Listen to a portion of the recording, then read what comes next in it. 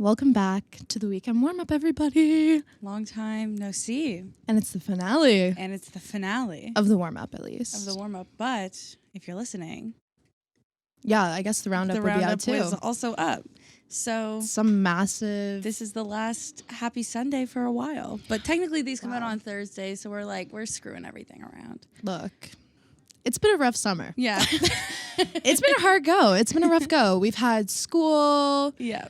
Mental health crises. Mm-hmm. There's been a lot going on, and check out the roundup happy to be back for all of the information on that. Let's focus on your problems. Yeah, today's your problems because I can't get into mine. I don't want to get into Laura's.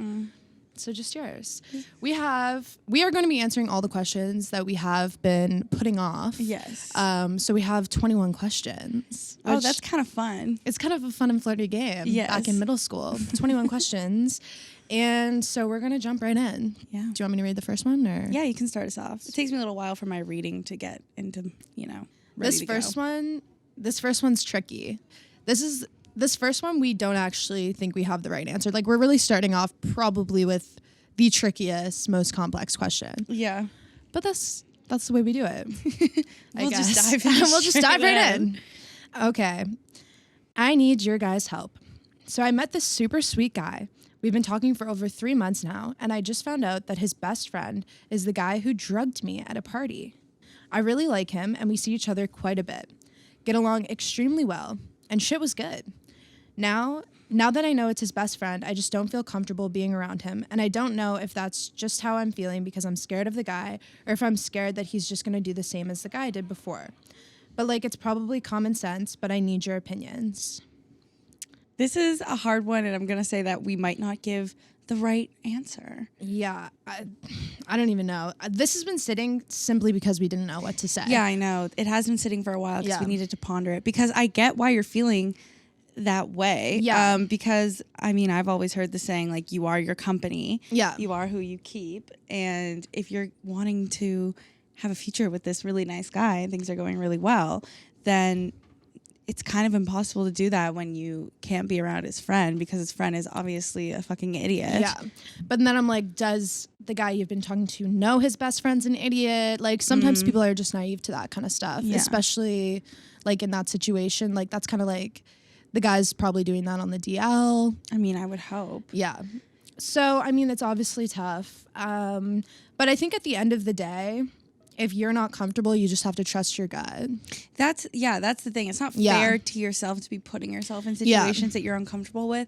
Even if this guy is really sweet and really nice, there's a lot of really sweet and nice guys out there that probably have a little bit better friends and company around them. But what I think it comes down to is you need to have a conversation with this guy if you really want things to go forward. If this is a fun, casual dating thing, then you can just kind of end it. Yeah, whatever. But if you really see a future with this guy and really analyze that first, probably before you have this conversation, it's all about how he reacts. Yeah. And how he takes that. It's not an easy thing to hear about your friend, but you need to be respectful, at least to your feelings and how your level of discomfort. Exactly. It's an uncomfortable, tricky situation. And I think you just really, it feels bad because our advice is always talk about it, but it's really all you can do. That's all you can do, right? That's what relationships are. If you want it to go forward. Yeah. If it's not going to be worth it, because this is going to be hard to do. Yeah. This is an uncomfortable conversation. This is an uncomfortable position for him to be in, for you to be in. You yourself are uncomfortable. You went through this horrible thing. Is it worth putting yourself in an uncomfortable position? Is the question that only you can answer. Yeah. And if you don't feel comfortable, you don't feel comfortable. That's up to you in the end. Mm-hmm. And you know what? I take it back. I think that was pretty darn good advice. We're back. All right. Do you want to read question 2? Yes, I do. I went on a date with a guy and he seemed really into me and verbally stated he wanted to go out again. Since then, he has blown me off but continued to text me and tell me he wants to go out again and still can't find free time. Should I address this with him or just ignore it? I feel like I should ignore him, but I want to get mad at the same time. LOL, help. So I think that he wants to get in your pants and he doesn't want to be going on dates. Yeah. I mean, I would just, at the end of the day, do you want to be with somebody who can't find free time for you? Like, if he wanted to, he would. Yeah. I think that's like, you, like, in this case, when you've only been on one date, I think that's pretty good advice. If he wanted to, he would. Yeah, I mean, it's only the one date. And it's the one date. You're not, like, super into it. I think, honestly, now I'm putting my own lens on this. Mm-hmm. I'm putting the who the fuck is Nathan lens on this, because that's what happened to me. If you would remember, he was like, oh, I want to take you out again. You know, I really want to see you again, blah, blah, blah. And then I didn't hear from him. And it is because of that reason. I think he probably wants to hook up and he doesn't want to do like multiple. And this guy's like texting her still. Yeah, like, oh, I can't find free time. So why don't you just come over then? Come over at midnight. Yeah, we'll just watch a movie since I'm so busy and I can't find any time. I would just ignore him. Whenever you have the option, like if you're ever choosing between getting mad and ignoring someone, you should almost always ignore them. Yeah, like it seems like a huge waste of your energy to even give a shit about this guy. You know, like there's too many people out there, too many options for you to be wasting any energy. You can leave it as it was a good date. It was a fun day. It was flirty, fun, and sexy. Yeah. And we're going to leave it at that. And we're going to move forward because, I don't know, I don't like that vibe. No, it's just... And it's not worth it. It's not worth it. There's other people around. If he wanted to, he would. I feel like, in general, that's pretty good advice in dating because it's like, if people want to make time for you, they will make time for you. Yeah. You know? When you like someone, you're obsessed with bend them. hell and like, you know what I mean? Them. Yeah. Like, obviously, yeah, so... On to the next. And we're going to go on to the next question. Yes, we are, Maddie. Take it away. My mother-in-law is a boy mom. Like one of those boy moms that constantly tries to make you look bad in front of your boyfriend so that she looks better. I've been with my boyfriend for nearly 6 years now, and everything about our relationship is great. He treats me well, we have great communication, and so on. My only issue is the mother-in-law. This past week, my mother-in-law put me in a situation where I had to tell her no to something and set personal boundaries. She pretended everything was all right when I spoke to her, but hours later, I caught her calling my BF / her son to complain about me and say how I was being rude and nasty to her. Luckily, my BF was on my side and defended me. He isn't persuaded by her mean words. He mostly listens to her to keep the peace. But I have no idea what to do, as this kind of thing happens often. She is a 60-year-old woman acting like a teenager, and I know that expressing my feelings to her will not help. Should I just suck it up? Damn. I mean, that's brutal. I have never been with someone for 6 years, so I don't know, you know. God, I can't even be with someone for 6 weeks. I'm like, 6 years ago, I was like, what, 12? Like, I have no idea. But I think in this situation, if you're really serious about your boyfriend, which you obviously are, you've been with him for a long time, you kind of do just have to suck it up. I know. It's his mom. It's the worst advice, but it's the truth. So we're bringing back all the old characters. I talked to Monster-in-Law, our girl who was our guest for our second ever episode. Yeah. And did Monster-in-Law. She talked about how she had a really poor relationship with her mother-in-law. Mm-hmm. She's not with that person anymore, but I asked her, like, what would you say to somebody who was in this situation? And she said, at the end of the day, there is nothing at this point that you can do that will make her like you. Yeah. And do you know what I mean? It's not even you. Any woman that your BF will ever be with or would ever be with, she would hate. Yeah. So, and maybe not even hate, like that's kind of a harsh word, but like, well, boy moms are crazy. Yeah, I know. I talked to my parents too, and they said the same thing. You do just have to suck it up. Yeah, because like Monster-in-Law girl said, by this point, there is nothing you can do that is going to make her like her. No amount of like setting the table, getting smoothies with her, going to fucking Pilates with her is going to make her like you at this point. So you really just have to be nice to yourself and like nurture your relationship by not putting yourself in uncomfortable situations. You don't need to go to her house for Tuesday night dinner. You can go on Christmas and Easter. Like, you know what I mean? Yeah, as long as your BF appropriate is like, relationship with her. As long as your BF isn't like bothered by that. Well, then that opens a broader conversation because it's not fair for her to continue to, be picked on by this grown woman, I mean, yeah, but it's also like could be your future husband. You totally. Know what I mean? I think you just need to figure out what the non-negotiables are. Like, talk to your boyfriend about it. If he's not okay with them, like, not really being close, then I think it's on him to mend that relationship. He needs to talk to his mom. Also, too, I think your BF sounds pretty level-headed, and like he seems to have like a grasp on the whole situation. It would be one thing if he like didn't see it, but like he's defending you, you know, like it's not like you kind of, honestly, in this situation, you're kind of in best case scenario. Like, you know, so I mean, I think you do have to suck it up. I wouldn't bother talking to her about it. Maybe just talk to your boyfriend about it, but not in like a ranty way. You don't want to be like talking shit about his mom, but you want to be like, it makes keep it focused on your perspective, yeah, and how you feel. Like, don't talk about her actions so much, but how much, maybe more about how they make you feel. It's like, I just feel really unwelcome. Yeah, whatever. And then if it gets to a point, this might not be great advice, but if it gets to a point, I feel like you could always maybe have a conversation, all three of you. Yeah. But that is extreme. That is like, all things are failing. This is a bad situation. There's no other way to fix this. I think if you can suck it up, and honestly laugh it off. Like, at the end of the day, it's kind of funny. Like, Patty. Like, well, it is kind of funny. Like, imagine a 60-year-old woman like kind of like beefing with you. Like, I wouldn't even know. I'd be like, okay. You know what I mean? Like, it's like, it is kind of funny on her part. Yeah. Like, it's funny. I mean, it's weird. It's weird. So it's like, that's all you can do. And I think that's what you got to do. We wish you well. And also, I commend you for setting personal boundaries. Good for you. Yeah. That's not easy. So it's sweet that you did that. Hats off. Yeah. Keep moving in the right direction, girlfriend. Yeah.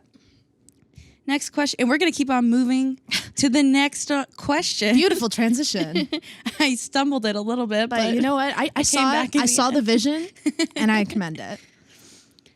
My ex's sister-in-law, who I loved, requested to follow me on Instagram the other day. I don't have anything against her, but I think she just wants to show my ex what I've been up to. Do I let her follow me? No.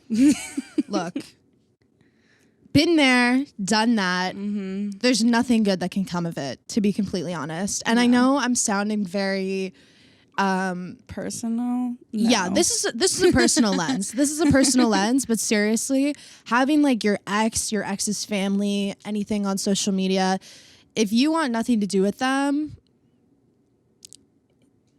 then have nothing to do with them. You know what I mean? Like, do not add them on Instagram. It's just, at the end of the day, it's a waste of your energy looking at posts and stuff that you probably don't want to see.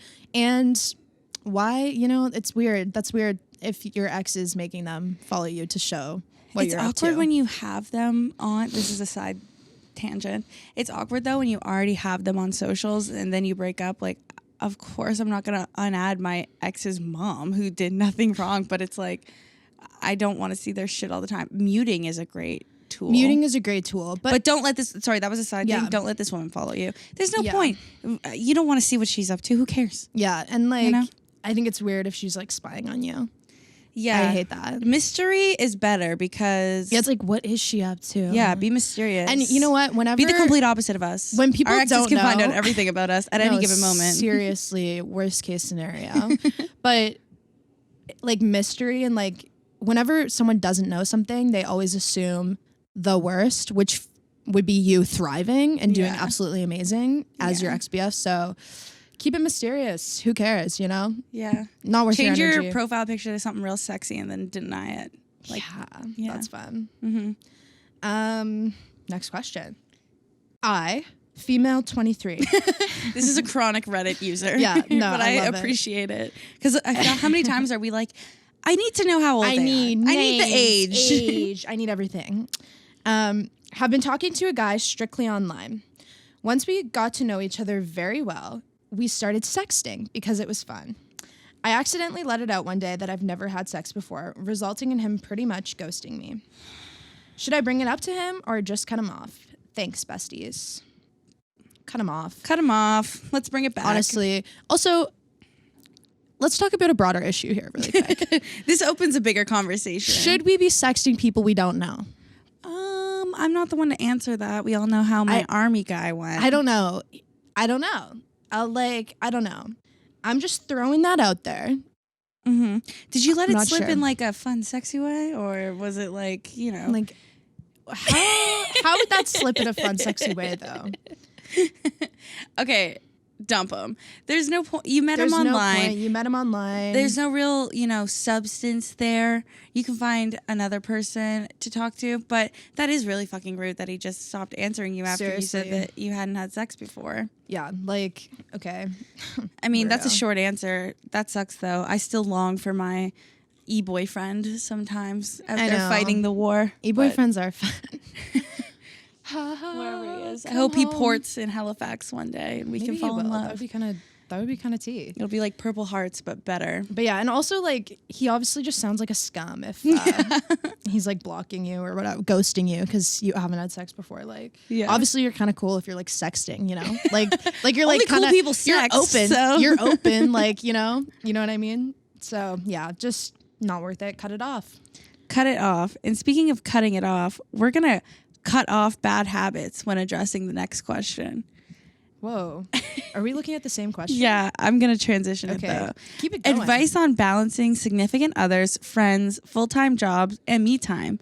I don't know why the fuck you thought you were going to come to us and ask us this. I don't know. I probably am the worst person to ask. Not even kidding. I have no balance in my life at all. It's all with one, nothing with other.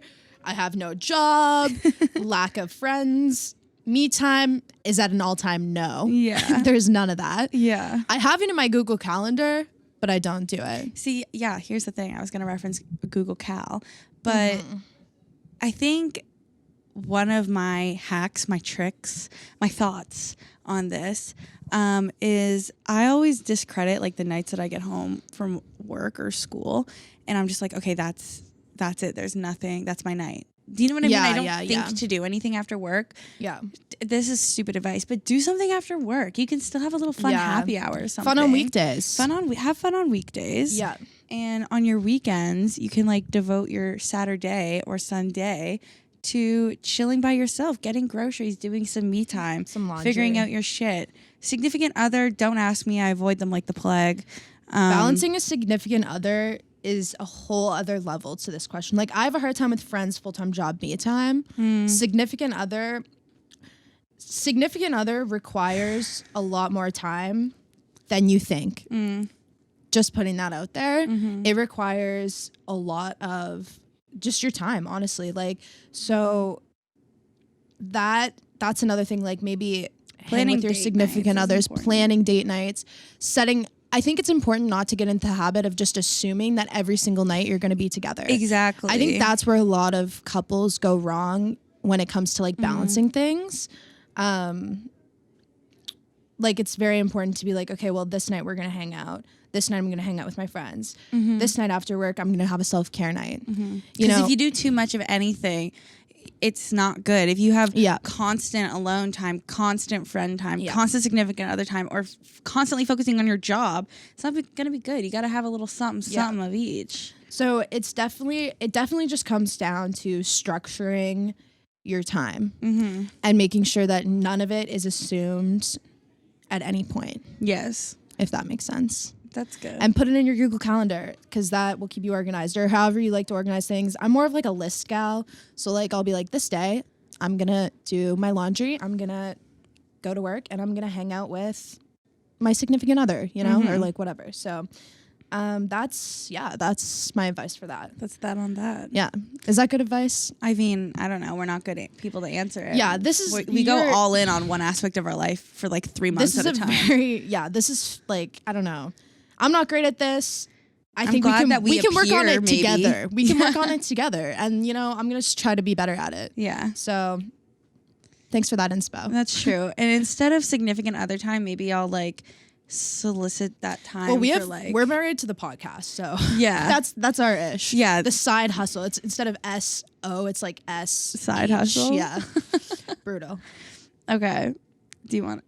Oh yeah. Is it my turn? I think so. All right. I can't remember. This one I actually have. I have nothing idea. to answer. No this idea. With, but I'm going to throw it out idea. there so maybe people can comment. I think this would be a fun one to do on an Instagram story. Yeah. Maybe we'll throw it up. Spicy question. But do you guys have any suggestions on where to buy good quality but affordable ish lingerie.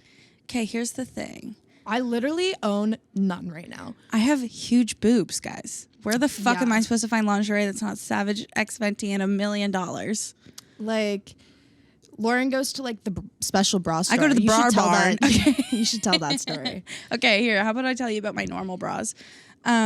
So I am a little bigger chested than the average lassie. Lassie. So Victoria's Secret has never worked for me. I've never been able to go there without getting a foreboob, which is when you put a bra on and then like your boob comes over like the top of the cup and it looks like you have 4 boobs. And also like the further up you go in cup sizes for your boobs, the wider the band gets that goes around your body. So the cups that were big enough for my boobs were never big enough for the band. It's all very complicated and There's annoying. a lot that goes into the size. There's a mathematical equation to it all. So I stopped going to Victoria's Secret pretty young, which also, has anyone seen the Victoria's Secret documentary? Crazy Watch shit. it. Amazon Prime. So I stopped going to Victoria's Secret, and then my mom was like, Lauren, we need to go to... Should I even say the name of the place? Like, why not? Okay. There's some big-chested ladies listening. There's some big-chested ladies. You can help some people. So my mom was like, Lauren, we got to go to Leslie's Finery. Now, Leslie's Finery. Queen. I know we've been getting some messages of people saying, can you guys like broaden the podcast a little bit more? You're very niche to Halifax and I live in like somewhere else. So let me explain this. Leslie's Finery is a store in this tiny little town, like 45 minutes away from where I live. And there is a fun little radio jingle that has always come on the local radio growing up. Love that. And I'll perform it for you now. Please. Leslie's Finery, where fit and fantasy meet. Ooh, that hit. Shantae, you stay. Yeah, seriously. So, I mean, when my mom told me that we were going there, I was absolutely horrified because I thought I was going to be getting strapped into the most intense bra I've ever seen in my life. But it actually wasn't that bad. It's all these little nuns that walk around and help you. They put you in the sexiest little bra you've ever seen in your life. Bra? Big bra. Big bra. Let's talk about it. Let's talk about the big bras. Yeah. And it's funny because when you go in, they're all in like these little like slack dresses and like little like Birkenstocks. And I was like looking around, it's all nude, kind of not my vibe bra. I'm kind of looking for something a little more young, a little more sexy. A little young and hip. And the one I have on now, it cuts down pretty low. And this like tiny old little woman brings it in for me and she's like, here you go. Here's your 37 fucking double F, you gigantic tit woman. And I'm like, okay, this is nice. And she goes, yeah, this one's low. So when you're wearing a real sassy shirt, you can put this one on. Okay, queen.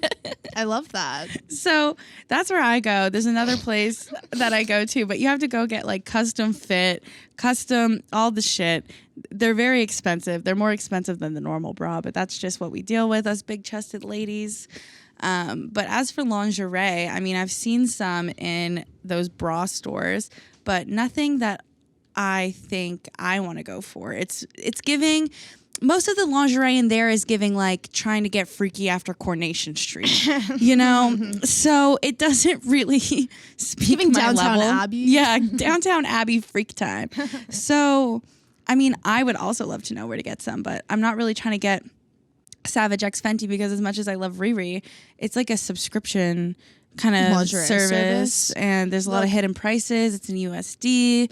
I'm not trying to do that. This is a struggle I'm also dealing with because I would like some new lingerie. So you know what? We're going to post this on the story. Keep your eyes peeled for our Instagram. I'd also like to hear I want to hear from both the lesbians, like the girls who are interested in girls and the guys who are interested in girls on their thoughts on lingerie because... You know what? Because... I had this conversation not that long ago. No way. Yeah. So... I find girls who are interested in girls appreciate lingerie because it's about the slow burn of it. It's about the effort of it. It's about the teasing, empowerment too. Like, that moment. It's about how you feel when you wear it and how that makes you act. Yeah. And it's like they put this on for you. Yeah. And like this is anyway. It's special. Girls get it. Guys, now y'all. None of them have ever appreciated anything I've ever done for them, but most importantly, they never appreciate a good fucking fit. And here's the thing about the lingerie, like it's never comfy. No, you know, you're never it's like a you're dental floss in your ass kind of vibe. Yeah, you're wearing it to take it off. So that is the point. Right? But I did have a conversation a little while ago with my guy friends. This was like last summer because I was discussing how one time I bought this really expensive lingerie set. It didn't fit, guys. I can't tell you where it was from. It didn't fit my boobs. I think it was from Pretty Little Thing. So I don't suggest that. But I put it on and my ex was like, did not give a fuck. Like was just like, why are you wearing, take that off. Like, you know? No, yeah. And so the guy I was talking to, like, or the guy I am talking to was that was a slip up. I just didn't know if I should say. I didn't know if I should say City I'm talking girls to up someone. 1,000 points. Yeah, I didn't know if I should say I'm talking to someone, but yeah, I'm talking to someone. Keep him on his toes. Yeah, you know, you never know. But he was saying, he was like we always just talk about like questions in the question form because it's just like tea to hear what other people think about it. And he was saying, he was like, yeah, like I never really. He was like, I don't get it. Like, he was like, if you feel good in it, fair, but like, it's not something that like, he would like think about. And I was like, that's tea. Like, but would he get excited? Like, would he? Like, he was like, I would probably like be like, cool, but it's not something you would like be like, oh, I just really want to see my girl in lingerie tonight. You know what I mean? Yeah. So I don't know. It's the female gaze. It's the female gaze. It is the female gaze. It shows that guys have no appreciation for foreplay. Foreplay or fashion. It does open a bit of a broader conversation. You know, they're trying to jump right into it. I'm trying to make it slow, set a mood, set a tone. I'm in a character when I put that on. I'm Dark Betty. No, exactly. It's lingerie is about how it makes you feel. So I don't have any specific places to buy good quality or affordable lingerie, but get something that makes you feel good, and who gives a fuck what other people think or how much you spent on it. Or random little tangent. If you guys want to know what those bra places that I get my bras are like, look up the SNL skit Bra Barn and watch it. That's exactly what it's like. Fair. It's one of my favorite. And you know what? There's SNL probably skits. Leslie Fineries, like similar stores all across the nation. Fineries. So, you know. Well, yeah, they sell the same bras in all of them, but it's all like locally owned. But the fucking ringtone, guys, I'm going to have to put it on the stories or something. Where fit and fantasy meet. I kind of love that. It slaps. It goes so insane. Okay. Can I read the next question? Yeah, you can double dip. Sweet. And then you can double dip the next two. Nobody this likes question, when I double dip. I can't read. This question, I just like I love the theatrics of how it's written. This one? Like this one keeps me up at night. This is artistic. Hey ladies, I guess I'll cut right to it. I guess you will. I'm currently in a long-term relationship with my boyfriend, who will forever be my best friend.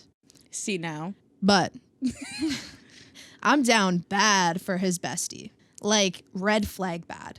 This guy has been around for so many good times and bad ones. We share so much in common. It's so easy to be myself around him. And he always makes me feel seen and heard.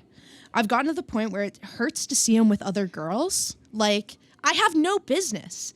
And the worst part really is that even if I left my comfy safety net of a relationship, I couldn't ever be with him. I can't be that bitch. ... Right? Girl, you got me fucked up. I'm obsessed. Yeah, no, you can't be that bitch. No, you can't do Straight that. up, you I'm can't be sorry. that bitch. But let's talk about the red flags in this question. Your boyfriend's best friend is always making you feel seen and heard. Is your boyfriend not doing that? Or are you bored? Are you bored? Like, I think you got to leave the comfy safety net of your relationship. I mean, obviously, yeah, this like is you not gotta an break up. appropriate way to be feeling. Like, imagine if this is how your boyfriend felt about your best bestie. friend. You would be so hurt, and so it's not devastated. even like an admiration with a potential flirty undertone. Which, like, I mean, I'm not a good person, so that would have been fine with me. But like, you're jealous seeing with him with other girls. Like, babe, this is so beyond fixing. No, like, you gotta leave your man and you gotta leave his best friend and you gotta leave them both. And that's like really brutal. Yeah. But it's just the truth. There obviously is a tension between you and the best friend. And if I'm honest, I feel like if you break up with your bestie, you might end up your fucking. Boyfriend. Or if you break up with your boyfriend, you might end up hooking up with the bestie. But you shouldn't. But I'm saying that is going to be an option that is presented to you. And I don't think you should do it. Say no. I don't think you should do it. I think you should break up with your boyfriend. Why does she break up with him though? No, I'm saying like the reasoning. Like is just, she gonna be for real? I don't think you should tell. I don't think you should say. No. Absolutely lie about that. Say, look. Deny, lie, don't tell the truth. I don't usually say lie. Like, that's never my first go-to, but sometimes leaving out details is probably a good thing. If this is your best friend, your boyfriend who will forever be your best friend, you obviously care about this guy. You know, if you care about him at all, you gotta leave him. Yeah. It's so not fair to him. And just let him down lightly. Be like, look, I think we have a great run. You're my best friend. But, you know, I'm obviously growing into another person. I'm not feeling as fulfilled as I once was. Yeah, like, I think I need to find myself.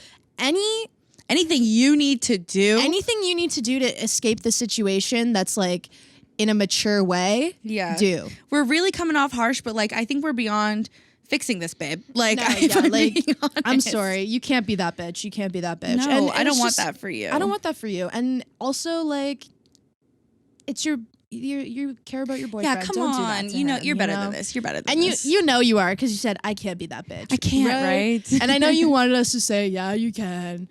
Everyone expects us to say that shit. We can't. We're being honest with you guys. How many fair. times have I said on the weekend warm up, you don't message us to get the answer you want, but the answer you deserve. The answer you deserve. And you deserve a lot better than being in a relationship with a guy sleeping at night being like, oh, I wonder what his best friend Jack is up to. I wonder if he's with other girls. That's not fair to you. That's not fair to your boyfriend. It's not fair to Jack. You know? Yeah. This is just... It's a messy stitch. I feel for you. That's a shitty situation, but trust, when you leave it, you will feel so much better. Oh, for You'll sure. feel free. Yeah. Any guy you see could be yours, you know? I know we're about to go on our little summer hiatus, but you can follow this up with us. Send us a DM. Anyone can follow. Look, like, just because we're not posting podcasts doesn't mean you can't DM us. Oh my gosh. The doctor is fucking in on the Instagram seriously. DMs. We're going to go crazy on Insta. All right. Question number 9. Now, this one has been sitting for a while, and we've gotten some follow-up. We've gotten some follow-ups being like, can you answer my damn question? And it's like, fair. This is a struggle. We've been going through it. I'm sorry. Yeah, Wow, I'm lost for words at this one. I have a good answer, though. I think I have a solid answer. Hey, gals, I could really use some advice. I'm 22 years old and was dating a 32-year-old guy over the last year. I wouldn't say older guys are my usual type or anything. It was quite random that we met. He was the doctor who vaccinated me. I love a good pandemic love story. Like, you know, that's just something I would romanticize the fuck out of. Congratulations, you're living in my Hallmark dream, my 2020 Hallmark dream. Oh, he injected you with love. Things ended pretty disastrous. Ooh, never mind. Ooh. This spring, and I was determined to go for more guys in my age range from now on, just because the relationship was never quite on an eye-to-eye level. Now, half a year later, I again really randomly met a 31-year-old. We had a few dates that went really well. I'm very attracted to him, and we seem to have great chemistry and really good banter. Little Love Island UK reference. Thank you. Amazing. Also, if you're listening to this, Ekin-Su and Davide have won my king and queen forever. I'm crushing already, but Ov just feel unsure about his age. It sounds dumb, but I somehow don't really want to be that girl that is obsessed with older guys. I'm already thinking that I'd feel embarrassed introducing him to my family because they were already so skeptical, thank you, about the last guy. Do you guys have an age limit for yourself? Should I back off before both of us are too involved or just see where things will take us? Let me check my dating apps right now to see my age range, actually. Mine goes to like 100. Like, I literally... Oh, okay, I don't you're have freaky with it. But here's the thing. Let's start with numero uno that I noticed. I think mine is 29 is my limit on both. I feel like that's fair. Yeah. Just because the relationship was never quite on an eye-to-eye level. Here's the thing. I think when you're looking at relationships that have large age gaps, like 10 years, you know, that kind of thing, it's going to be hard to be on an eye-to-eye level because you're literally from different generations. Yeah. So, like, there's going to be things that you're not going to get about each other. And not only that, the maturity level is going to be different, right? Like, they're going to have different experiences that you just haven't had because you're not that old yet. So that's one thing to keep in mind. But I also think it really does depend on the person and like what their maturity level is and what experiences they've had. So I think if you're getting along with this guy, you have great chemistry, you're very attracted to him, great banter. Fantastic.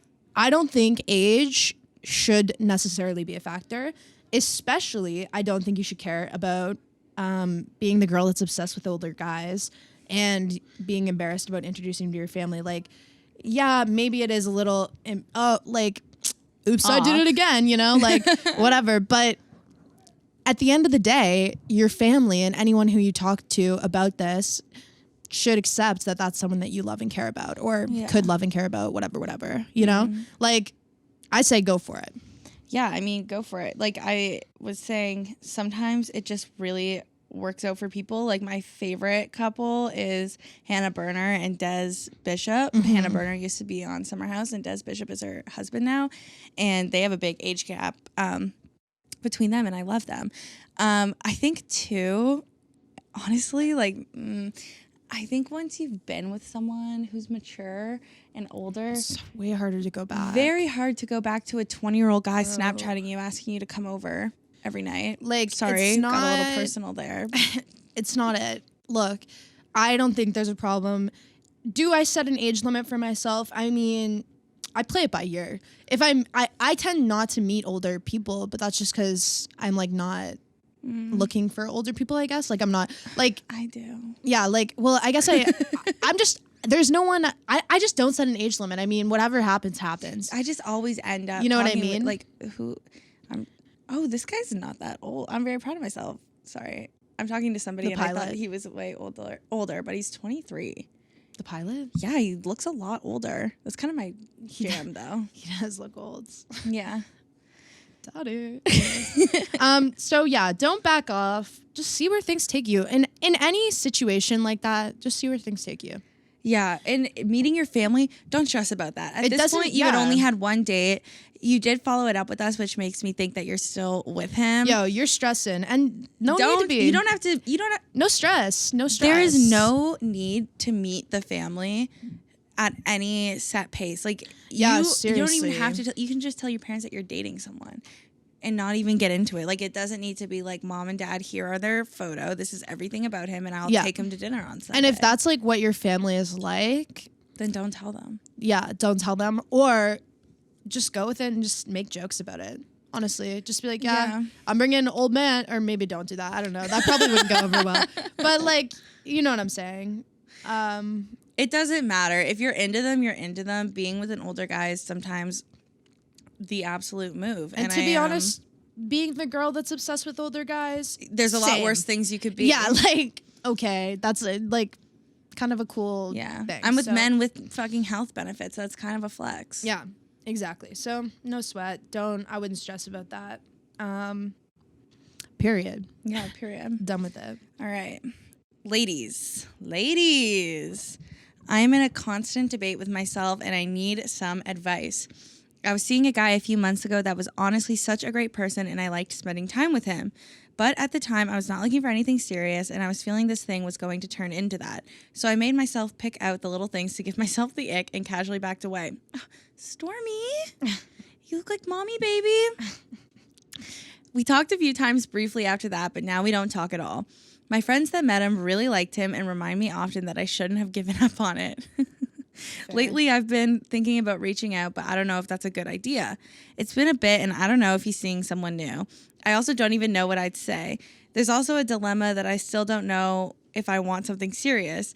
Do you ever see someone overthinking in a text? Sometimes I think it might be nice, but other times I'm loving the single life. I'm not overly experienced, so I think I'm just working on that, LOL. Then again, I think, what if I really let a good thing go and I don't want to regret that? Then again, if I do reach out, Girl, you're I'm not laughing at you. I'm not laughing at you. You are stressing me out. Then again, if I reach out and we start seeing each other, then I decide I'm not interested. That seems unfair to him. Ugh, see my problem? I feel like this is probably a common feeling, so I'd love to hear your thoughts. Definitely is a common feeling. I definitely understand this feeling. I've been there. I think there's some stuff you need to figure out on your own before you get this person involved. Yeah. But I mean, we all remember Maddie kind of rushed into a relationship she wasn't ready for. It's never the vibe. It seems like here. Okay, listen to the roundup. Listen to the roundup and listen to Maddie talk about getting in a relationship, and then maybe that will help you. Yeah. But also listen to what she's about to say. Yeah. It seems like there's just so many things to go over here. I'm overwhelmed. I'm overwhelmed. I think she is too. Number one, I don't even know where to start with it. Number one, okay, you left the guy in the first place. If you did that pretty easily, who cares what your friends say? He's not the one. You know what I mean? Yeah, a guy could be every single thing you want on paper. Your friends could love him, whatever. But if you're not feeling it and you can walk away easy, he's not the one for you. She had to pick out a bunch of things that would make her not like him. I mean, yeah, but it's like, I don't know. If I don't do the whole ick thing, like, I don't know, but if you're not looking for anything serious still, like, you need to be looking for something serious before you hit him up again. Is he looking for something serious? Like, does it need to be? Does it need to be serious? Does it need to be serious? Is it we're not talking or we're serious? We're married. Like, I feel, yeah, true. Like, this seems very black and white. It seems like you're living in a very black and white, no gray. Yeah. And that's fair. Some people what I'm getting just the live. most from Yeah, it. like, some people just live like that, and that's fair, but definitely doesn't need to be like that. Also, I've noticed that you said I'm not overly experienced, so I've just been working on that. LOL. Okay, well, if you're trying to get sexual experience, getting a boyfriend, probably the best way to do that, because you're like in a relationship, you're comfortable with someone, you can like bounce ideas off them, be like, yo, let's try this. And it's like you can't really do that in a one night stand, be like, yo, let's try this crazy shit. I mean, if you get the right one. If you get the right one, but like. Or one in a million, though. But like, you never know, you know? So if you're in a relationship, it's a lot easier, I would say, to get experience, and it's a more comfortable situation. But if you're looking for experience, like dating experience, like going out, meeting people, I'm just wondering why there's like a pressure to do that, to get experience, to get dating experience. And like Laura was saying, okay, I get it. If you're in a relationship, you might feel like you missed out on something. If you didn't do it, like we always hear people be like, oh, I've been dating this guy for 8 years and I feel like I have no dating experience. Like when we break up, it's like I don't even know how to talk to guys. Like maybe that's why. Yeah, and that's fair. But also on the flip side of that, if you don't have, like, you're dating people to find someone to date long term, most likely. Yeah, to spend time with. So if you find someone to spend time with, I don't really see why you would need more dating experience. Like, you're dating to, I don't know how to word this. You're dating to find a partner. You feel like you might have found someone who meets those standards for you. So why are you avoiding it in the excuse to create more dating experience? Yeah. Did that work?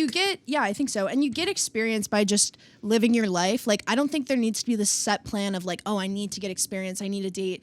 Like, I need to go on this many dates before I get in a relationship. You know, just do what you want to do. And then those are your experiences. It doesn't need to be this like structured thing. Yeah. So don't feel pressure in that sense. I also wonder too, Maddie, you mentioned on our little break there, did you guys notice the cut? Probably not. That you say, my friends that met him really like him and remind me often that I shouldn't have given up. Lately, I've been thinking about reaching out, but I don't know if that's a good idea. Do you want to reach out, or do your friends want you to reach out because you found a good guy? And it sounds like you kind of push people away a little bit. Like, I'm wondering, is it like, was there no chemistry? Or, you know, like, I don't know. Just think about it. Yeah, because that's the thing. Think critically about this. What if you ask him to go out again and then you go out and you're like, oh my God, I forgot. It's because he chews with his mouth open, or like there is literally no vibe there, or he's like super overly sexual. Like, what if you forgot the weird thing about him? Yeah, you know? like that might not be the case, but if at the end of the day, if you want to reach out and you know that you would be down for something serious or open to maybe living in the gray and not having something super serious. Living in the gray, then hit him up. I mean, I don't see, who cares if he's seeing someone else and you don't know. He should be the one to tell you that. I've done that. Yeah, you hit up a person and then they're like, "Oh, I'm seeing someone," and you're like, "Oh, okay, wish you the best." Yeah, like it's like, okay, that's an L, but it's not weird. That happens. It's not. Yeah, it's not. I've weird. never had someone reach out to me that I like was dating and while I was seeing someone and been like, "Oh my god, what a loser for reaching out." If anything, it's like, I'm kind of like, okay, bad timing, like whatever. And then if it doesn't work out with the person I'm with, guess who's the first person I'm texting? Exactly. So, I mean, I think once you figure out what you want to do, then just do it. Text him, go for it, or decide that you don't want to. Those are your options. Don't do it. Live in the gray, or decide that you're serious. And living in the gray and serious, text him. If you don't want it, move on. There's so many people, guys. Like, I really can't emphasize enough. There's always going to be someone else. Like, there is always going to be someone else. I know you think you're with the one, or you think you might pass up this one guy and it could have been great, but there's like so many other people that it could be great with, you know? So plenty of fish in the sea. Do with that what you will. Yeah. Yeah. I mean, that's a complicated one. Let us know how it goes. Let us know what you're thinking, what you're feeling. I would love to hear. At all.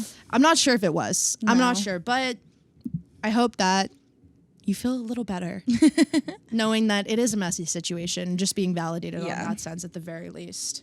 Hey girls, kind of hoping for advice on approaching my gym crush. I've been seeing this really cute guy there for a couple of weeks now. He smiled at me a couple of times, but I'm too nervous to actually go up and say something. Also, isn't it considered kind of creepy to approach people at the gym? How should I go about this? I actually asked my brother about this. Okay. Because I had an inkling. Yeah. And I just wanted to confirm. I don't think straight men find it weird if girls approach them at the gym. I think it's strictly guys approaching girls at the gym. Yeah. That might be fucked up. Yeah. But I think it's just the facts. Yeah. Guys don't have the same experiences as women do that make that trauma creepy. responsive. You know what I mean? Yeah. Like, so I think that's just how the way the world works. So I don't think it is considered creepy if you want to approach your gym crush. How should you go about this? I'm going to be real. I don't go to a gym, but maybe ask for a spot. Would that be weird? Okay. Work out next to them? Okay, fitness girl. Okay, fitness queen. Like, maybe work out next to them and just be like, hey. Yeah. Or on the way out, like, see if you can, like, leave at the same time. I don't know. Yeah. That's, like, kind of stalkery, but, like, leave at the same time and be like, hey, I was just wondering if I could get your number. Oh, bold. Bold always works. Yeah. Bold never doesn't work. That's unless true. they're, like, in a relationship or something, and then it's just, wish you the best, on to the next. Yeah. See, this is a great question because the gym I go to, it is like the hot people conference every single time I go there.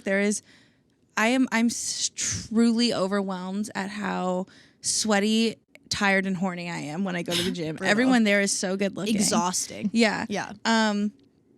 I have never approached a gym crush because I'm already a little uncomfortable in the gym, so I don't think I like am there yet to be able to like go up to somebody and talk to them.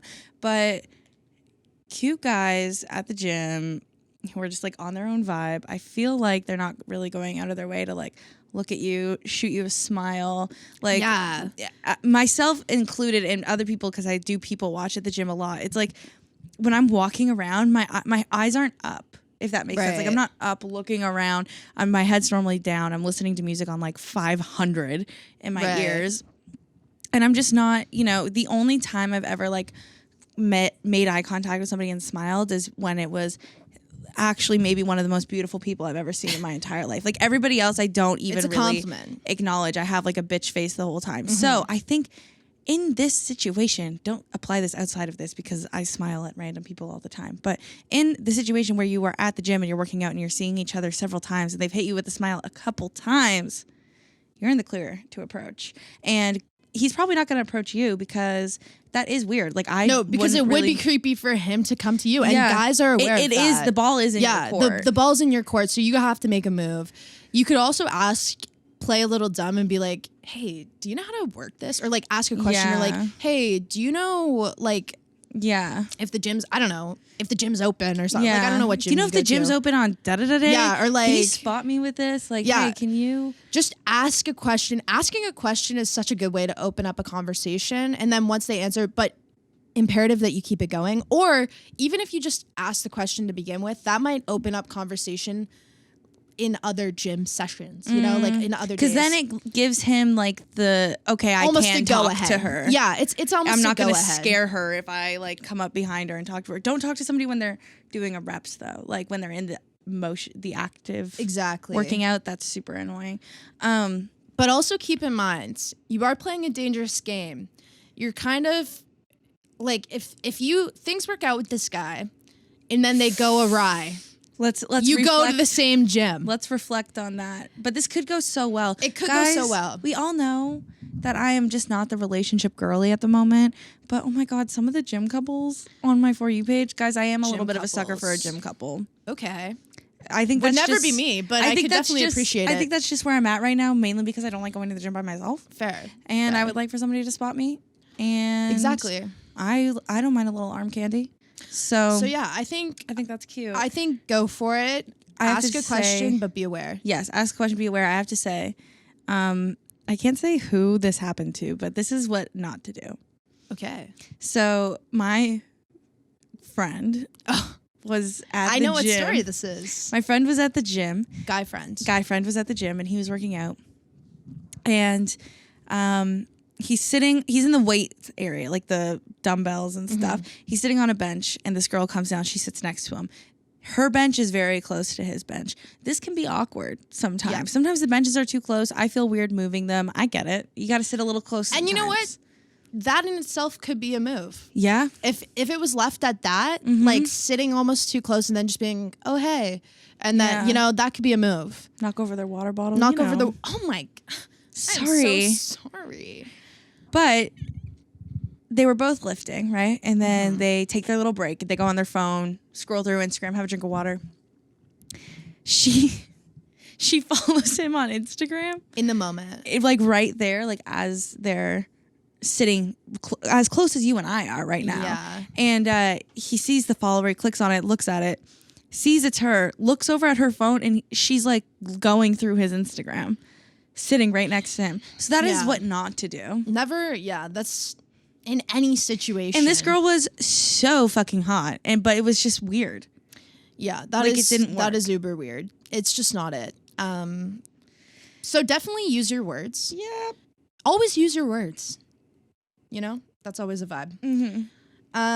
Next question. Yep. Hey, girlfriends. I have major feelings for my brother's best friend, and I know he has feelings for me too. I know my brother would be so mad at both of us. Any advice? Do you think your brother would care? Yeah, I talked to my brother about this question too. Yeah, one time my brother shot someone with a BB gun because he thought that we kissed. Yeah, it's not... Here's the thing. You need to evaluate how serious these feelings are on both ends. If this is a quick hookup, I'm going to say it's probably a no-go. Yeah. But this goes back, we've talked about something like this before. It was like genders reversed though. Yeah. We've talked about something like this before. I think you need to talk to, like, how do you know? I almost need more info. Can you talk? Can you talk? You know. I know. They're at your house all the time. There's a vibe. Is it... How deep is it? Like, if there's just a vibe, it's probably just a hookup thing. I say it's a no. But if it's like you guys have talked about it, you know, like how close are you guys? Like, could you be like, yo, we obviously have feelings for each other. We need to talk to my brother about it. Yeah. You know Are you in that place? Are you in that place? Like, I don't know what place you're in, but if it's just a vibe, I'm getting the vibe. It's just a vibe. And because it's like, I know he has feelings for me too. Yeah. But it's like, how do you know? If it's just a vibe and you think it's just going to be a hookup, it's not worth, messing with your brother, ruining that friendship between your brother and his best friend. Because at the end of the day, your brother probably has to choose you. Yeah. And there's nothing wrong with that, but it's like, if you know someone has to choose you, don't be a dick. Make it easy for them to choose you. Yeah. Especially don't be like sneaking around your brother's back. That is so fucked up. We talked about this before, the way I would lose my shit if like Maddie and my brother were sneaking around or vice versa. It's just disrespectful. It's just disrespectful. The only way I would say it's okay is if it's like serious, y'all are in love, and there's plenty of communication going on with all three parties. Period. And everyone has expressed feelings and comfortability. Yeah, exactly. And there have been boundaries set. But if it's just a vibe and you guys are just thinking about having a quick hookup, I'm going to say it's a no-go. Period. Next question. Yeah. Hey, girlies. Obsessed with watching. I have a question I was wondering about randomly today. Was there a point in your guys' life where you started viewing girls differently? Maybe in Lauren's. Like not in that way, haha. But you know I'm not gay, but you know how when you were younger, every girl was competition for one reason or another. I just find as I'm getting older, I just find as I'm getting older, I was more girlfriends and I was women to feel relaxed and safe around me. I'm going to be honest, I don't understand it. Brianna told me to rewrite that question and I forgot. Sorry, Brianna. Just wondering if you found this happened to you guys, where you went from hating other bitches to wanting to be their friends. I'll be honest, I've never really hated other bitches. No. Just for being a woman. But I know a lot of people do. Like they struggle with it. And so there was never like a time for me. I mean, like when that happened, like early high school. Yeah, I think I felt that way. But at the end of the day, here's the thing. Like, I think it comes down to what my favorite thing to say so far: the broader conversation of the pressure put on women in society and the comparisons. Yeah, I know what you're trying to say. You know, you get the period. Yeah. So. Yup. And there's a whole psyche aspect that comes with that, like comparing yourself to other women, being jealous of other women, and that coming out as like hatred and like being annoyed and stuff. But honestly, I think as you grow and you come into yourself and you're comfortable more with who you are and who you are as a woman, you start to not see she has this and I don't, but rather celebrating what they have. And it sounds like you're there, so good for you. That's fucking awesome. I think they just wanted our opinion on it, but I haven't felt that way. Also, though, I do, have a little bit of gayness in me, so it is hard for me to hate women when I just love them so damn much. So fair. It's hard for me to answer that one. But yeah, definitely think that's good. Yeah. Great. Proud of you. Sweet. Moving on. Hey babes, love the pod. I need some advice on how to meet/talk to guys without going on dating apps. Tinder is not my thing and I would love to get to know/date someone organically. Thank you. Yeah, I mean, that's the $1 million question.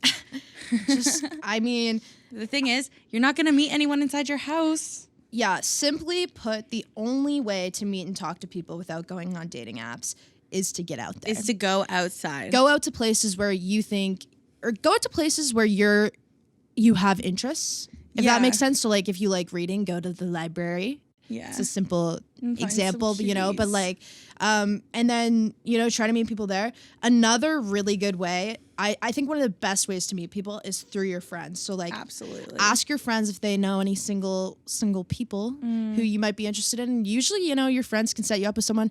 And at the very worst, you have a funny story. Yeah. So, I mean, that's my best advice is ask your friends. Yeah, and get out there. If you don't want to do Tinder, if you don't want to do Hinge, that's totally fine. But you need to come to the fact that you need to start getting social, bitch. And go to those random dinners that you get invited to with like 10 people that you don't know and always say no to. Go to them. Yeah, you go to parties.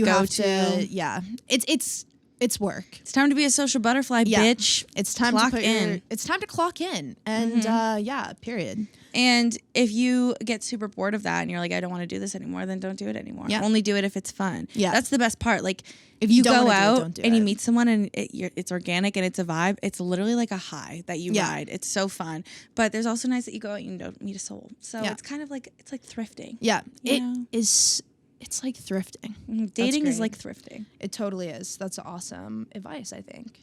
Next question. Yeah. We're trying to This flows, actually. So many. This flows. It does. Any tips on putting yourself out there, starting to casually date? I'm a bit of a late bloomer when it comes to guys. In high school, I had bad self-esteem and was super shy. Plus, I went to a small high school, so there wasn't anybody I was really interested in anyways, LOL. I stayed home because of COVID for my first year of university, and my second year was my first time living in Halifax, so I focused on school and making friends. I have a group of friends that are super social, so meeting guys hopefully won't be a problem. I don't think there's anything in particular holding me back. I feel like I just need some third-party big sister advice to push me to get out there. So sweet. Love the show. By the way, if it's not clear in the post, I'm 19, almost 20, and going into my third year. Yeah, COVID would really kind of screw. Yeah, that sounds kind of brutal. Around. I think you are on the right track. I would say the exact same advice as our last question. Yeah, here's another thing too, and I think I said this in the episode that you had COVID and we did over Zoom. When you're out and you're wanting to meet someone organically, you cannot have your head in your phone the entire time. Yeah, you got to put the phone away. That is such an unapproachable thing. Like if I saw a really hot guy at a bar and he's alone, but he's just been on his phone for the last 5 minutes, I'm not going over there because I'm assuming he's texting his girlfriend. Yeah. That's where my head goes immediately. So I think if you, like the advice that we just said, but make yourself approachable. Yeah. Like sit at a table with an extra seat. Lean back, shoulders back, perhaps a book in front of you, you know? Depending on the situation. I was thinking like a cafe. I was thinking like Dirty Nellies. Like, I'm like, okay. Perhaps a book. Yeah. But make yourself approachable. Like I bet you're super sexy, but you're not sexy enough for if you sit there looking like you don't want to talk to anybody, somebody's still not going to come up to you. Nobody's hot if they look unapproachable. Yeah. Approachable people are hot. And also, sweet that you have super social friends. So meeting guys, like, here's the thing. I think you're great. Be yourself. You're going to be if you keep hanging out with your friends, you're going to be put in situations where you're going to meet some cool people. So just be yourself, talk to people, and I promise things will just go for you. Things will happen. Yeah, things will happen. Think of when we were like 20 or something, and we decided that we were just going to be super social. Like we literally made a conscious decision that we were going to go out and talk to people and like make date friends, and make friends. And here we are. And sometimes it works out. Yeah. So. Every action, here's the thing. If you're not making any actions, nothing's going to happen. Once you make one move, everything starts happening. Yeah. So that's the advice. And super sweet that you said big sister advice. It really does. That sticks with me. Thank you. Thank really you. Nice. This one is a little bit of a long one, a little bit more serious. This one's heavy. Yeah. Hey, ladies, this one is kind of heavy, so I apologize, but I will try to give as much context as possible. I didn't even know it said that. I've been in a serious relationship for about 4 years. Now, this is funny. We know who wrote this in because they said on it, like, hey, this is blah, blah, blah, but keep it on, whatever.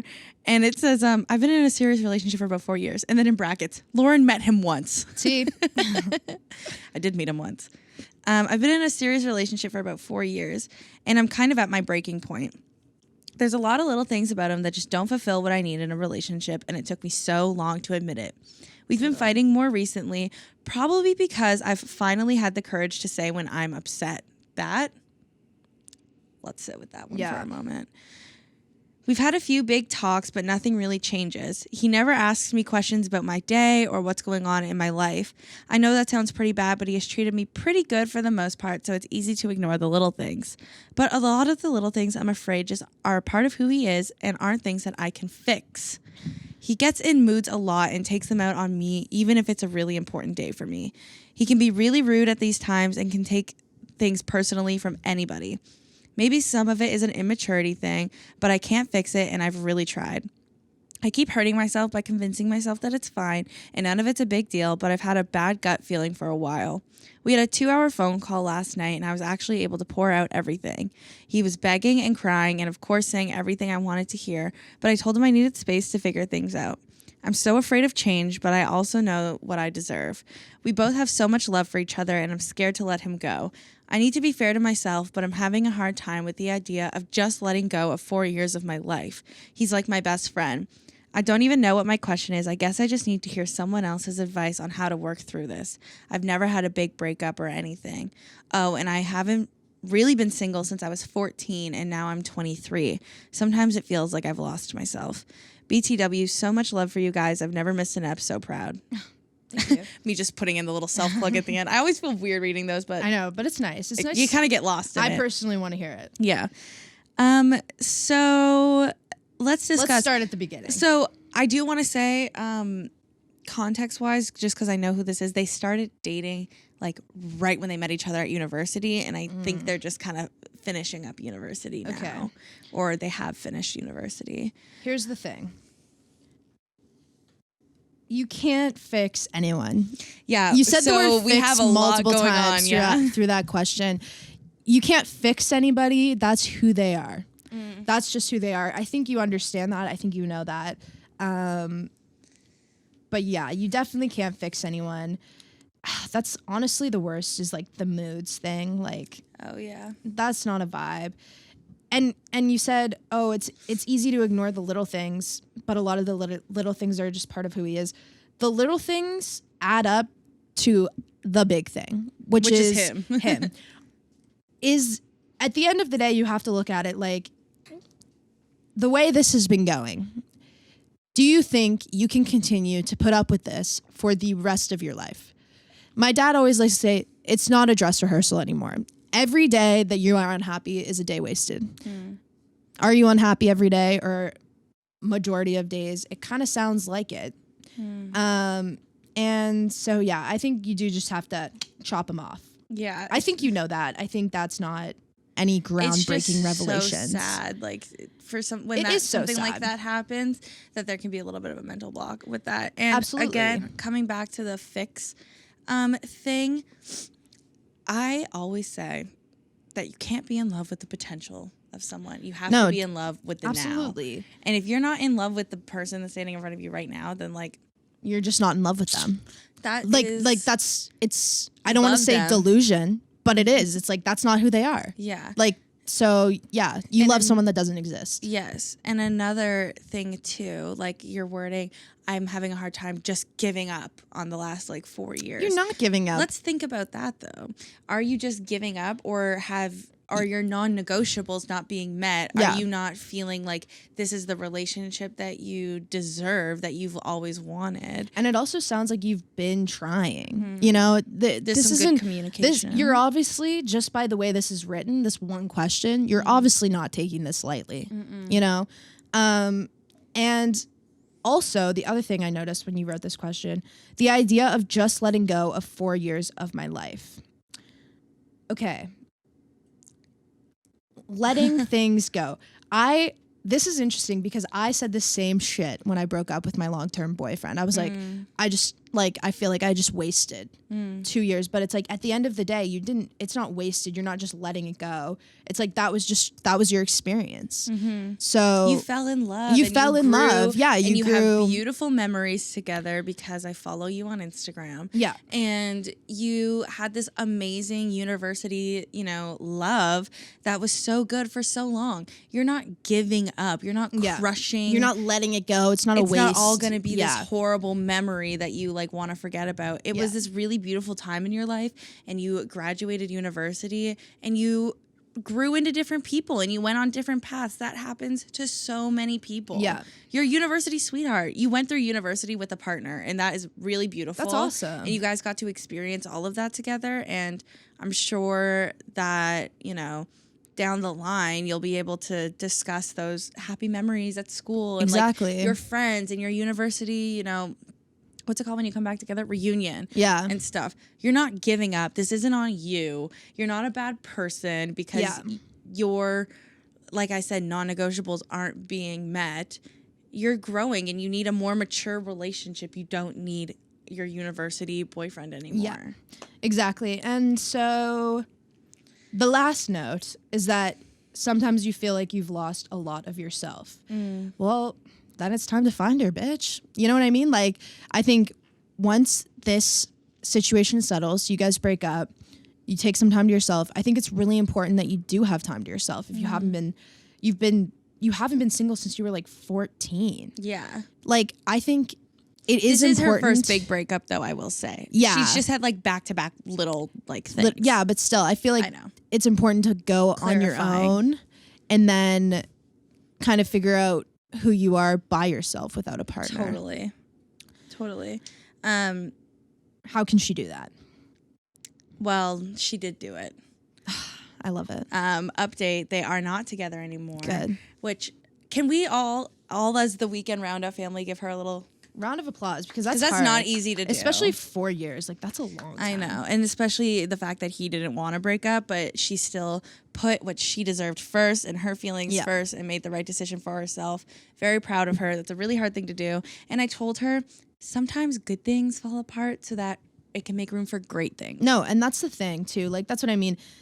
Clearly, you're not happy here. You're going to find someone who doesn't get in moods on your very important days. You know, you're going to find There's a story behind that one. No, I could tell.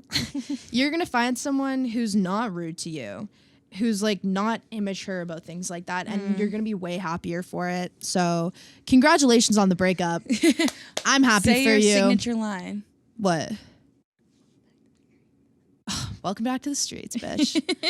It's great to be back. We're happy to have you. Yeah, and keeper of the streets. Yeah, we welcome you back. We welcome you back, and we're happy that you're here. And all the power to you. Mm-hmm. Cheers. And if you need any advice about, the streets, call us. Yeah. Okay, next one's on you. It's on me. Yeah. How do we feel about asking people we see out, like a bartender or server or something? How would you go about doing that? Bartender or server, okay. Asking out people we see when we're out, like a bartender or server, I'm going to limit it to bartender or servers because they're working. And that adds like another level. It's hard to ask people out when they're working because like you don't want to make them uncomfortable at all. Yeah. I think the best, easiest way to do it is to slide them a little napkin with your number. As you're leaving. And just be like, hey, just so you know, I think you're cute. So it's on them because you never want to put someone who's working in a situation where like they feel like they can't escape. Yeah, that's the big thing. That's brutal. Like I've been in that situation before. Same. It's not fun. You're working. You feel like you have to be nice. You can't be like, fuck off. Not saying that you're like a creep or anything, but just saying like, it's just an awkward situation. Yeah. So I would definitely go about putting it on them in some way. I think the best way to do that is to just like give them your number or be like, just really quickly be like, hey, I saw you across the bar. I think you're cute. I would like to talk to you more. Here's my number. If you would like to talk to me more, have a great night. Yeah. You got to leave it on them and leave your number for them so that they can make the decision because, yeah, like when I worked in customer service and stuff, getting numbers wasn't like a huge rarity, but at least we had the opportunity to not use it. You know what I mean? It's not like you're like, give me your number. No, exactly. Because at the end of the day, you have to be aware that even if they are being super nice and even if they are being super flirty with you, they could just be flirting for tips. Yeah. Because, we're heading on a recession, folks. You got to do what you got to do. You got to do what you got to do. But yeah, leaving the number, feeling it out, I think that's appropriate. It leaves it on them. Don't overdo it with the flirting in the comments. Don't take it to a sexual level. Don't say anything that's a little too much. You just want to be respectful. Be respectful. I have done this, I will say. I have slid a number. And it works. It works. Because also, like, imagine if you were working and someone just gave you their number and they were cute, which I'm sure you are. I would be so flattered. Even, I'd be like, that is so sweet. Yeah, I'll hit you up, and like the only reason I think I would even if I had like a significant other or something, I would still message and be like, hey, I really appreciated that. I do have a significant other to let you know, but thank you. Yeah, like I think it's great. You can use the WhatsApp app too. That way they can't get your number. Okay. Psycho. Yeah. Well, if you want to be polite. Yeah. As soon as Alicia McCarville announced that she was bisexual, I felt so much clarity. She's been in a long-term relationship for years, still loves her boyfriend, obviously, but came out as bi. That is what I've been feeling internally, but never know how to express or explain that feeling. I've never told anyone, not even my boyfriend, that I feel this way. I guess this is as close as it gets to spilling the tea, a podcast advice forum. I'm not really ready to tell people yet. I just feel like I haven't fully accepted that reality for myself. Anyone else? First of all, flattered that it's our podcast advice forum. I did cry. No, I was like, this is so sweet. I did get a little emo. I know it's anonymous, but like, if this is as close as it gets, I'm proud of you. Literally so honored that it's to us, and like very proud of you. Also, okay, I am straight, so I have a different opinion on this, and like, I don't think my opinion's even really important. But I was saying to Lauren, I was like, if you're not comfortable with it and you haven't fully accepted it for yourself, why do you need what's the pressure to come out? And then you know, Lauren obviously has a different opinion on that because she came out and has, you know, this whole experience. But I just think, you know, why you know, there's no pressure. Wait until you're comfortable, and when you're comfortable, go for it. Totally. I think I was talking and I was putting my own lens on this because here's my little treat for all of you people in the forum asking me to talk about my sexuality. Here it is. I don't know. I'm struggling. All I know is that I am not straight. But I think, bisexual, queer, pansexual, we're in that vibe. We're in that area. So that's where I'm at. And that is my approach to this. But when I was 15, I came out as bisexual. 15 or 14. I think I was 15. I don't know.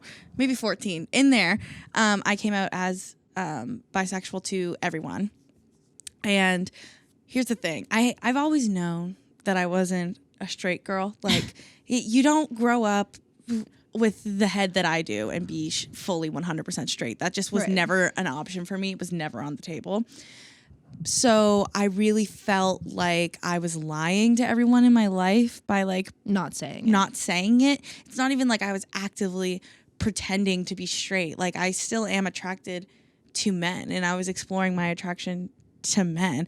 And, you know, when people would say like, oh yeah, like someday when Lauren grows up and has a husband, I'd be like, yeah, maybe when I'm married and have a partner. Like, I always kept it kind of open-ended.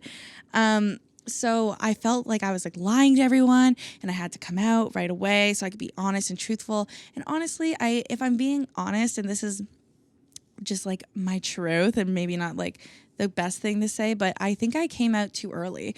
I think I wasn't ready. I think I hadn't worked through it, and I don't think I was prepared for I guess like the backlash that came with it, and like the attention that comes with that.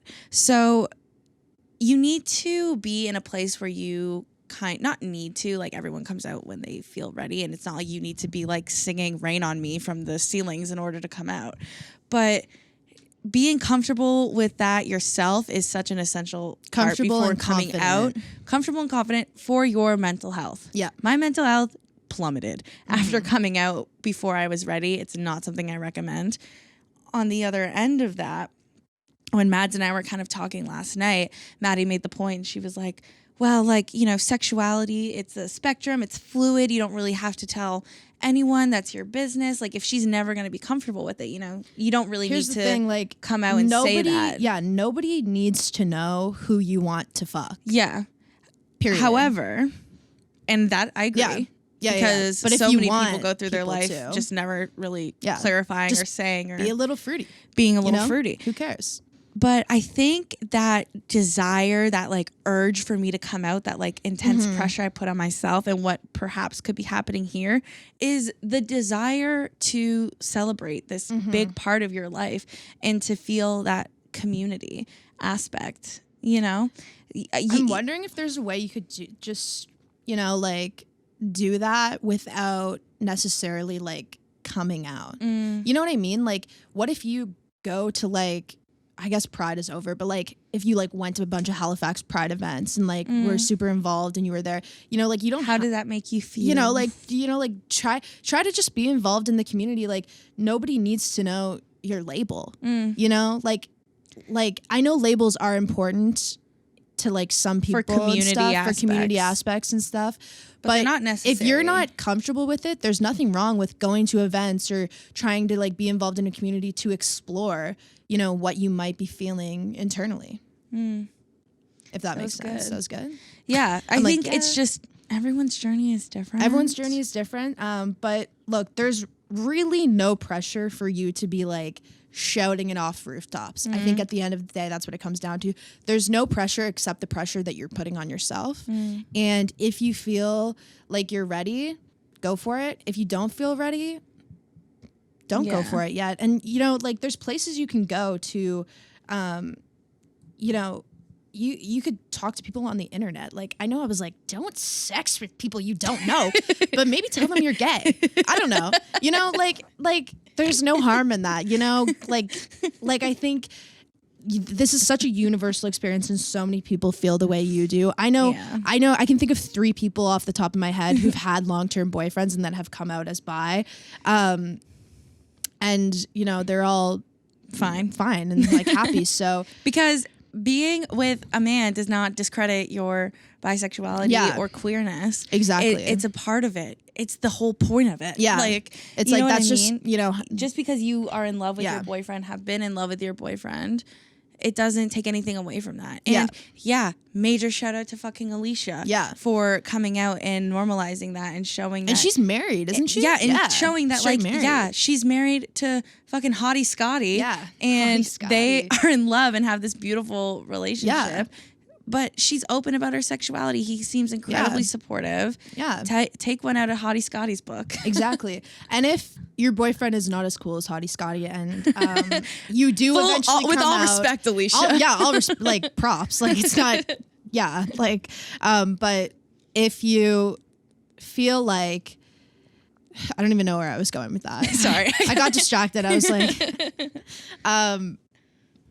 basically you're fine. Just go with it. Yeah. If your boyfriend's, if you do end up coming out to your boyfriend and he's not cool with it, do you really want to be with someone who's not cool with who's not an ally? Who's not an ally, who's not cool with, you know, a part of you?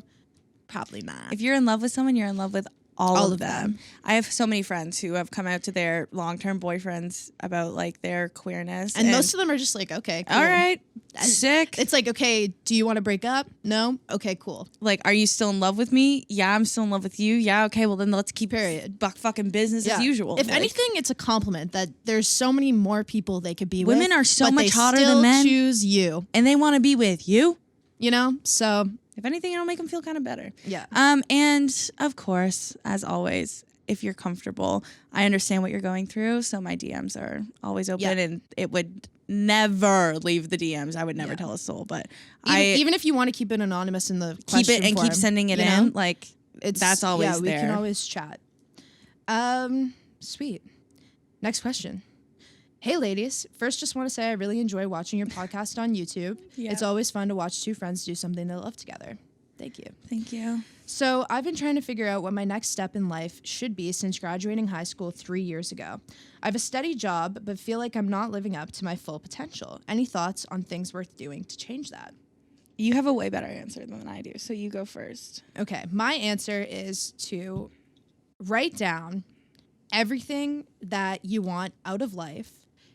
And like be crazy with it. Like literally write down everything. It could be a list of like 1 thing or like 100 things. Like it could be like have a family, read a book, be an international pop star. Be an international pop. Just go crazy with it. Write everything. And then once you do that, prioritize it. Make sure, see what you want, you know, what's the most important to the least important. And then based on that, make a move that gets you closer to any of those things. Mm-hmm. It's hard to say because I don't know what your list, you know, entails, but say it's be a pop star, take a singing lesson. Yeah. Say it's write a book. Make an active step. Start a journal. Yeah, make an active step. Take an active step towards what you want out of life. And that's probably the most fulfilling thing you could do. And I swear once you do one thing, it starts rolling. It starts rolling and you just feel better about it. Like for us, how long did we say we wanted to start a podcast? Years. And Make the first step was buying microphones, and we put it off for 2 fucking years. We put it off until one day we put in our calendar, drive to Best Buy and buy 2 microphones. And then we did it. Fucking ones. And we got the worst ones ever, but now we're here. So we made an active step. Also, another thing, Pinterest.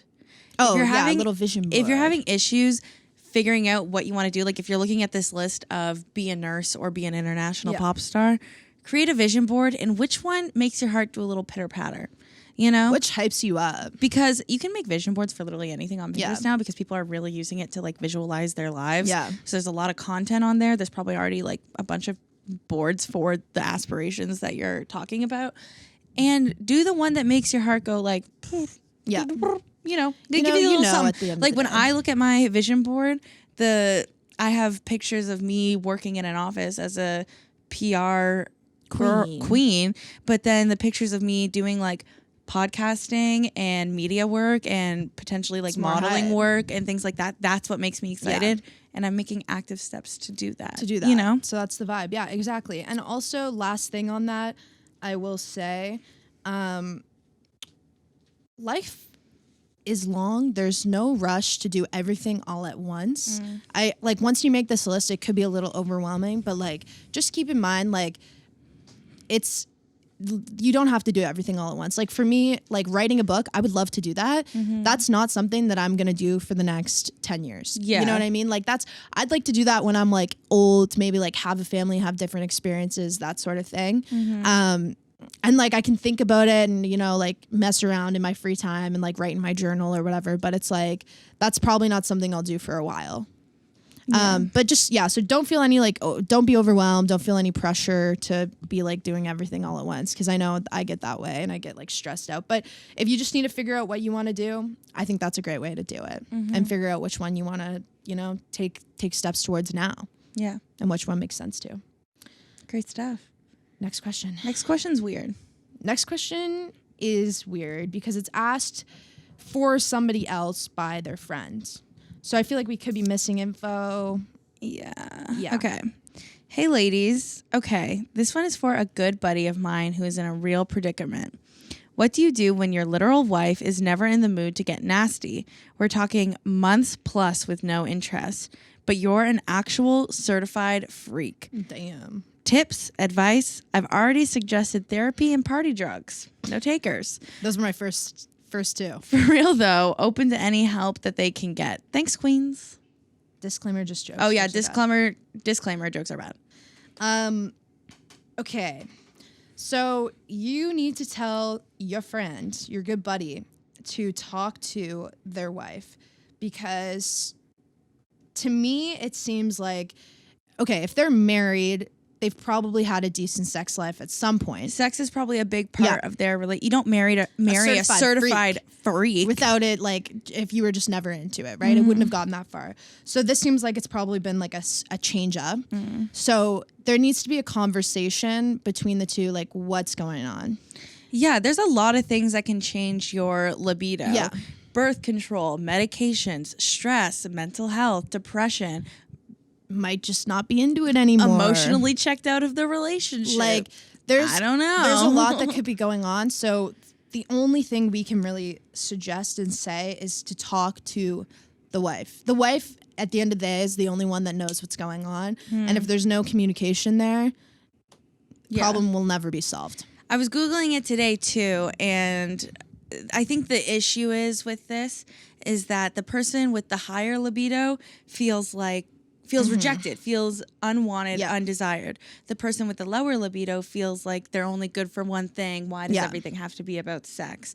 Those are two very drastic responses. Yeah. And very common responses. And you need to take the emotion and the ego out of it and address the situation, because clearly something is going on. Yeah. And also, the other thing that I looked into was redefining sex. Nice. And so I think for a lot of probably like hetero couples, successful sex is penetrative and you both have an orgasm, or the man has an orgasm most of the time. I'm wondering if this is hetero. But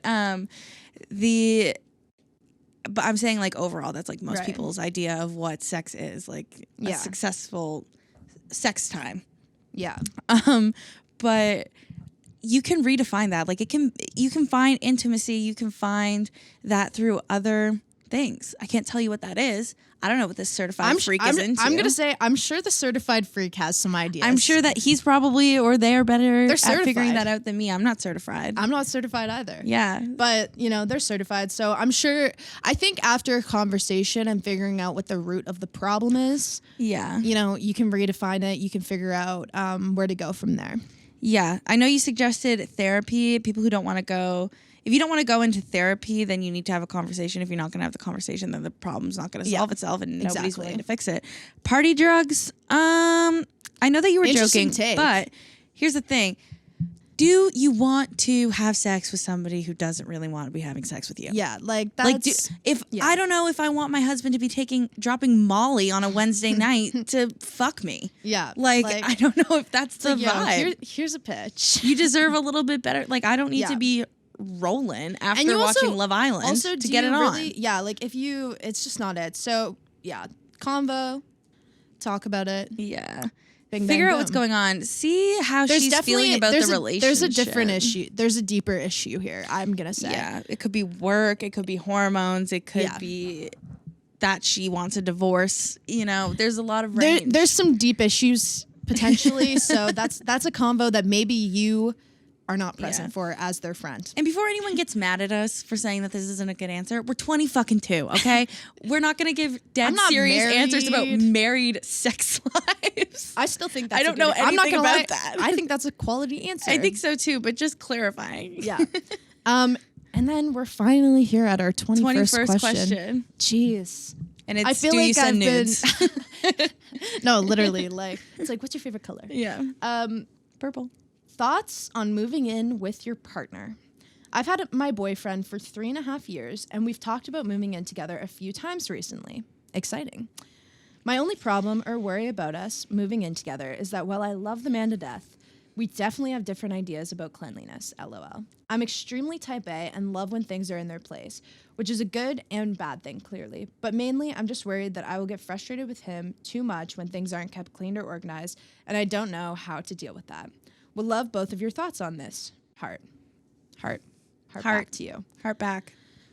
Yeah, I mean, here's the thing. If this is your long-term boyfriend that eventually you want to, marry, have kids with, yada, yada, yada. This, that, and the next. You're going to have to live with them at some point. You're going to have to pull the trigger on that and figure it out. So I think moving in together isn't a bad idea. No. Right? I don't know how old you guys are. I think that would matter if you guys are like much younger. Like imagine if they were like, they've been together 3.5 years, but they're like 14.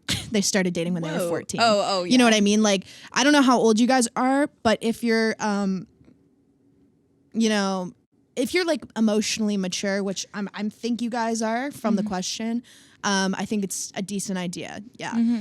And this definitely, if you have different ideas of cleanliness before you move in, before you even start looking for places. Yeah, like it needs to be a conversation like, look, I'd be down to move in with you, but you're messy as fuck. And that doesn't bode well for me. And I'm going to get irritated. You're going to be the one I get irritated at. Like, I just need you to know that your shit needs to be together. And I don't just be like, look, when we move in together, I don't want to have to nag you.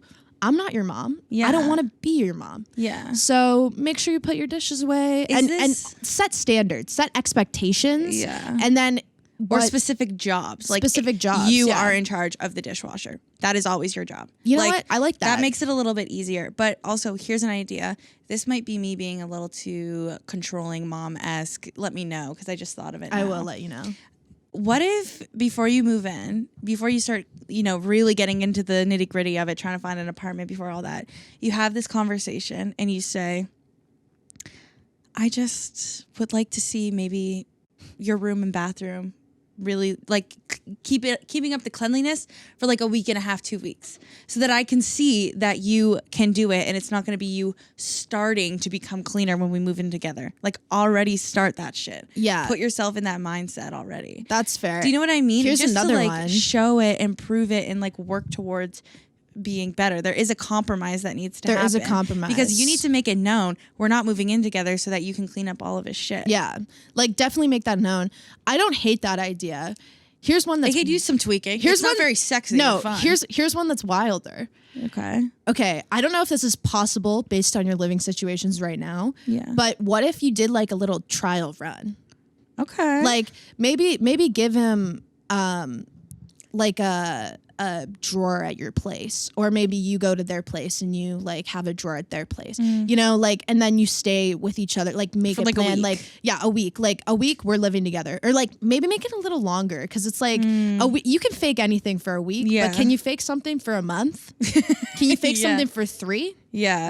Like you know, like see how long you do a little trial run. Like I feel like a lot of people in relationships nowadays too, they're always having sleepovers. They're literally together 24/7. So it's like, I don't think it's that far off. Like I think you could kind of do a test run of living together.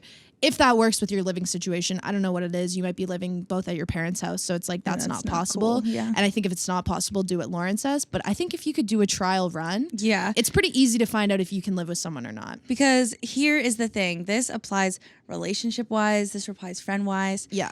Any small issue is going to become a big issue when you move in together. Yeah. You know what I mean? No, when it's amplified because you can't get away from it. No, it's constant. Yeah, like, it becomes your life. So don't make this decision lightly. It's not a light decision. Give it a test run if you can. But also, I think you have a general idea now too. Like, I know people that I could not live with. Lauryn, I could never live together. It just wouldn't work. And like, there's so many people because we love each other so much. That's why. We're just bursting with love for one another. That's why. Can't have too much love in one spot. So I think you have a good idea. I think the cleanliness is probably going to be an issue if it is not addressed beforehand. Absolutely. So address it, give it a trial run in whatever shape that may be, you know, actually trying to live together, or, you know, telling him, get your shit together. Yeah. And then period, move in together if it works, or don't. And that is the finale of the weekend warm-up. Aw. Season 2. Thank you for listening to the weekend warm-up. Thank you for liking us enough to let us put out a second episode a week and wanting to listen to us twice. And if you're all the way to this end of this 2-hour extravaganza, thank you. Thank you. Thank you for every person who submitted something in the question forum. And I know that if you're listening to this, you're probably going to listen to the roundup. And I know that I'm just going to go on a whole tangent at the end of the roundup. So I'm going to keep this short and sweet. Thanks for listening. But y'all are the bomb. Thanks for sending in questions. Yeah, that's insane that people actually want to ask us questions on things. Like it shocks me every time I get a new question, but and all the nice very messages happy about we get in the question forum. Seriously, oh my gosh, so appreciated. And all the hate we got in the question forum. Shout the fuck out to that too. Rock on. You guys keep me going. Keep me humble. Yeah, great app. That's all. Great from us. season. Lots of love. Talk soon. Thanks for listening to this week's episode of The Weekend Warm-Up. Make sure you come back on Sunday to hear some more crazy stories. And I hope that this advice paid off. Never know how it really goes. If you're watching on YouTube, make sure you like, comment, subscribe, and click the bell button. And if you're listening, make sure to rate and review. And also maybe subscribe. Thanks.